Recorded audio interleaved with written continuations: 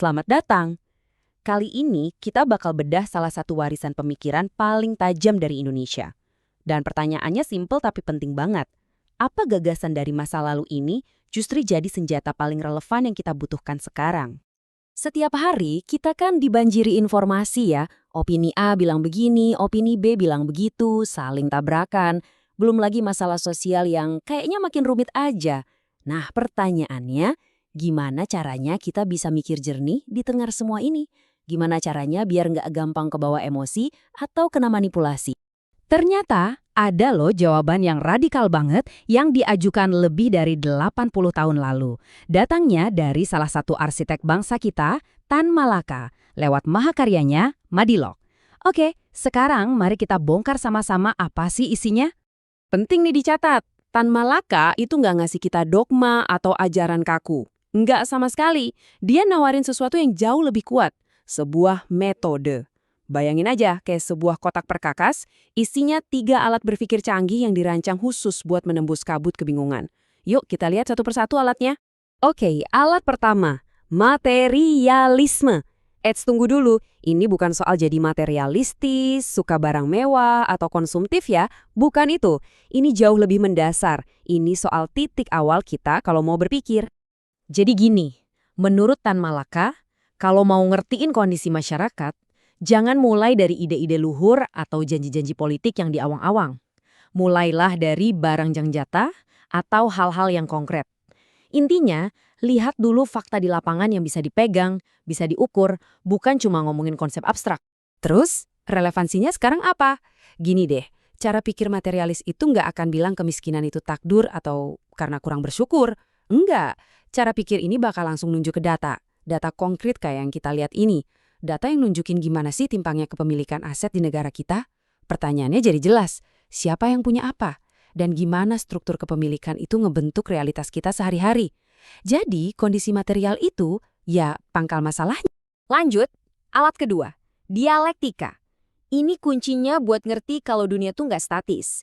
Masyarakat tuh selalu bergerak, terus berproses, dan ya, selalu berubah. Dulu, Tan Malaka pakai ini buat menganalisis pertentangan kelas. Tapi yang keren, kerangka berpikir ini tuh fleksibel banget. Bisa kita pakai buat membedah berbagai macam konflik yang kita lihat sehari-hari sekarang ini. Coba deh bayangin perdebatan yang gak ada habisnya antara, katakanlah, pembangunan ekonomi gede-gedean versus kelestarian lingkungan. Nah, cara pandang dialektis itu nggak ngelihat ini sebagai pilihan A lawan B. Justru pertentangan ini dilihat sebagai sesuatu yang dinamis, yang bakal maksa kita buat nemuin jalan keluar baru, sebuah sintesis. Misalnya, model pembangunan yang adil buat masyarakat sekaligus ramah lingkungan. Dan ini dia alat pamungkasnya, logika. Waktu Tan Malaka nulis ini, dia ngelihat masyarakat masih terjebak sama yang namanya logika mistika. Itu loh cara mikir yang campur aduk antara tahayul, emosi, sama perasaan, bukan fakta. Makanya bagi dia, bisa berpikir logis itu syarat mutlak buat merdeka secara pikiran. Pernah lihat kan yang kayak gini? Sering banget malah. Narasi-narasi semacam ini tuh sengaja dirancang buat ngelewatin akal sehat kita, langsung nembak ke emosi. Makanya nyebarnya cepet banget, kayak virus. Nah, terus gimana Madilog bisa bantu kita ngelawan ini? Logika itu ngasih kita semacam checklist. Jadi bukannya langsung percaya atau langsung marah, kita stop dulu. Kita bedah pelan-pelan.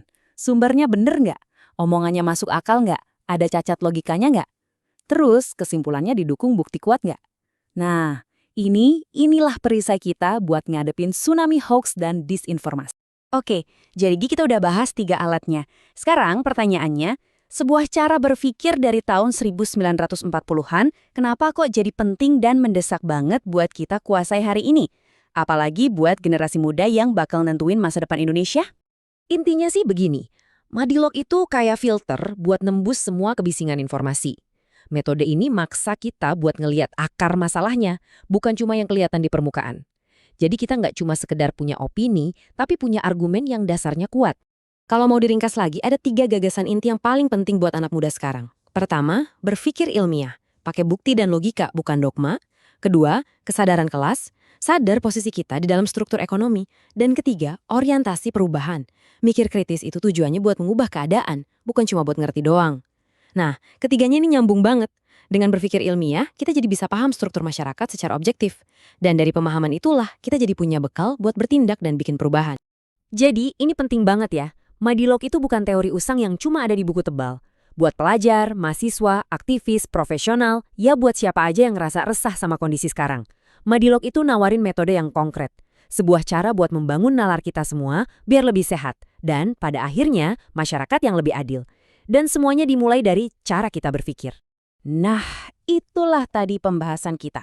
Madilog itu lebih dari sekedar buku ya. Ini adalah sebuah tantangan. Dia nggak ngasih kita jawaban instan, tapi dia ngasih kita satu set alat lengkap buat nyari jawaban itu sendiri. Jadi, pertanyaannya saya kembalikan ke Anda. Berani nggak kita mulai pakai alat ini?